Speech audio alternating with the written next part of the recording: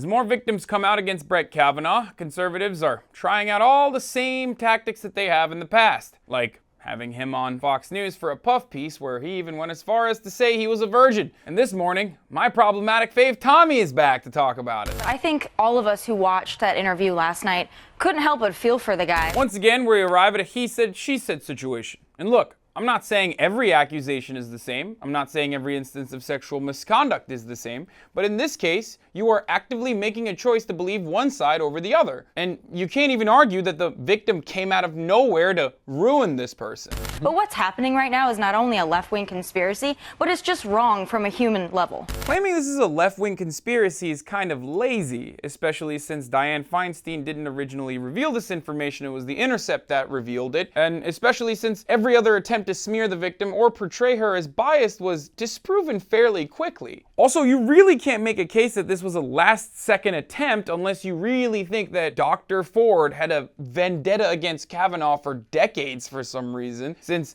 she mentioned this incident to her therapist in the past, long before Kavanaugh was the SCOTUS nominee. And the people who say, well, what if it was your daughter? That's a great point. But I also go back at them and say, what if it was your son? Again, do false accusations exist? Sure. Could they be damaging for a person's future? In some instances, yes. But false accusations make up around 2% of the overall charges. Especially when you consider that around 40% of the sexual assaults go unreported. It's like choosing the side that's the victim 2% of the time as opposed to the 98. Also, this assumes that men are exclusively the perpetrators and never the victims, which also isn't true. But go on. What does Tommy have to say about this? I would remind those that are so vocal on the left, especially the men that are so vocal on the left, to denounce Kavanaugh and to talk about the survivor and to talk about the allegations as if they're gospel truth. I would remind them that it only takes one person to come out against them from way back in their past or in the present, and their lives, their career, their families could be ruined. Look, you know I make a lot of jokes and I say dumb shit all the time. I've certainly said dumb shit in the past, and I'm probably going to continue saying dumb shit in the foreseeable future. I've even also warned against the weaponization of Me Too, especially by bad faith virtue signalers on the right, so it's certainly important to analyze everything on a case-by-case basis. But no one's trying to eliminate due process, and they're certainly not trying to do that here. These right-wing attacks aren't about arriving at the truth or due process. Republicans don't want due process. They want silence. After all, Dr. Christine Ford is willing to testify despite the barrage of attacks from right-wing figures. The only other principal involved in the incident who's refusing to testify, Mark Judge, who has a personal history of creepy sexual exploits himself. And all this is being discussed without the second accusation Ronan Farrow and Jane Meyer uncovered on Sunday night from Yale. Everyone involved on this segment certainly was aware of that, but they're refusing to discuss that. I guess what I'm saying is, believing women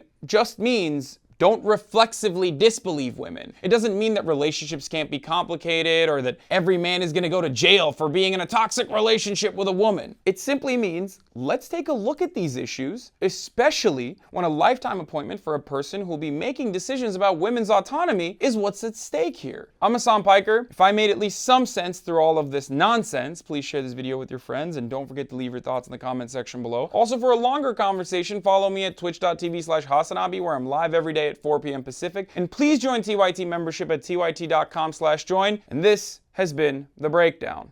You like this video? Great. Never miss another breakdown video by hitting the subscribe button below, and also ring the bell to get notified whenever we publish a new one.